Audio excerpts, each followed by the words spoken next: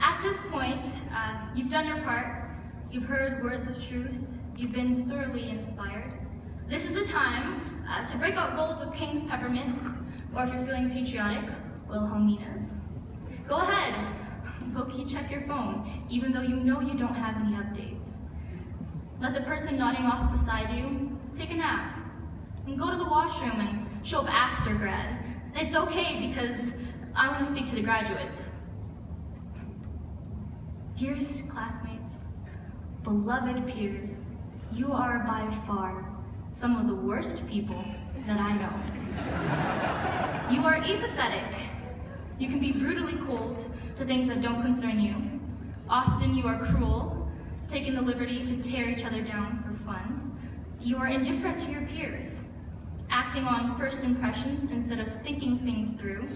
You hold on to emotions, letting things pile up on your shoulders because you'd rather be drowned by your own problems than be vulnerable. Therefore, you are callous, dismissing others, shutting each other out. You are layers of carefully fabricated personality. You are, by the default of human nature, prejudiced and ignorant by choice. You are pessimistic because why would you spend the energy on being hopeful if the world has proven otherwise time and again? And I can say this in full confidence because I'll be the first to admit to all these attributes. Too often, I don't care about the right things and care too much about the wrong things.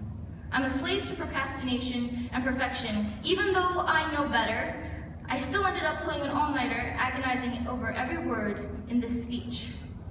I'm afraid to put my whole effort into something because it'll never be good enough.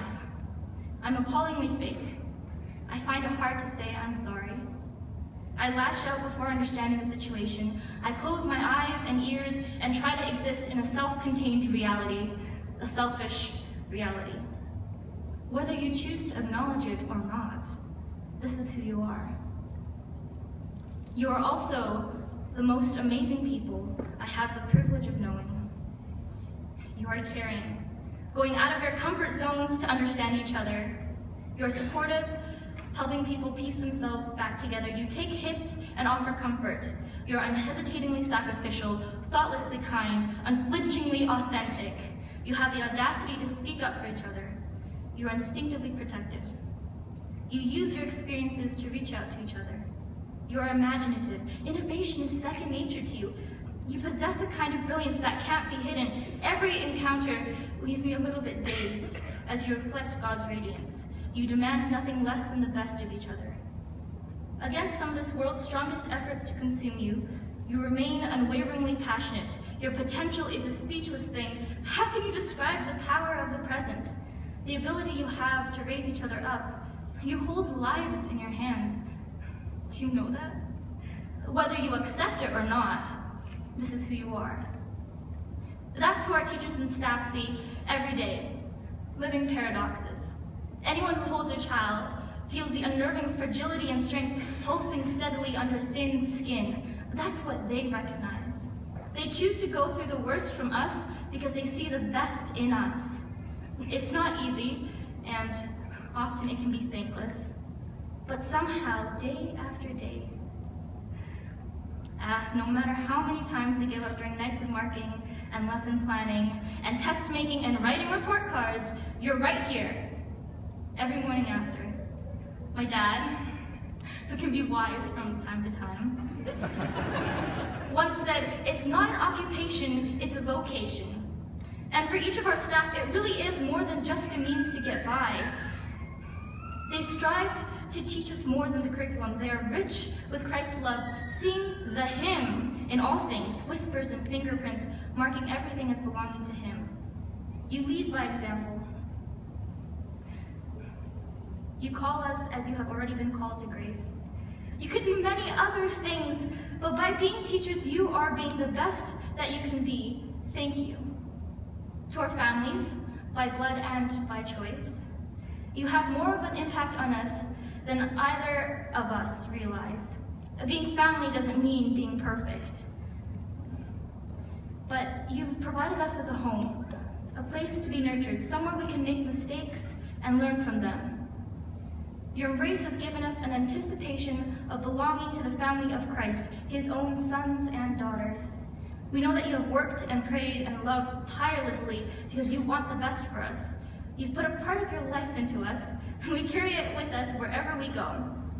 It still doesn't make our growing up any easier, does it? For heated discussions, soothing words, comforting silences, the feeling of belonging, thank you. We love you, we love you. Finally, to my classmates. We're a weird bunch, and not family, not even all friends. I don't know what the word is for a group of people who've known each other for so long. Long enough to have found some skeletons, to have made some. Whatever it is, we're a visceral part of each other. The imprint of close hugging clothes, the way you feel your heartbeat in your throat. Soon, grad will be over, and I'm not going to say this will be your best memory, if you can remember it, or that high school days are your best days. I mean, the thing about best is that it's so finite. And once you hit best, everything is just less. This is a better moment. A few years down the line, this will simply be an impression of a memory and a couple good pictures. We're young. We're so young. We're growing up too quickly and not fast enough. Revel in this better moment. We remember the past to know how we got here and look forward to what is to come, but celebrate now for being now. Live in this moment without the weight of memory and the anxiety of the unknown. I gotta admit, there are a lot of things I'm not gonna miss. Actually, I'm really excited about some changes. But I need to say I'll miss nonsensical sounds and slurred affections. I'll miss cutting remarks and casual hugs. I'll miss simple hellos and good to see you in class. I'll miss the feeling of us against the world. I'll miss seeing the same faces I've seen for so long. But I remind myself this is a better moment. And the best thing is there are yet more to come. Living in God's grace leads us to ever better moments, a richer and fuller life, the better you. And when I say this to you, I say it to myself and everyone else here. You're here. You're alive. You're alive. There's so much more to come. We've made it this far. So with everything I can offer, I wish you better. Thank you.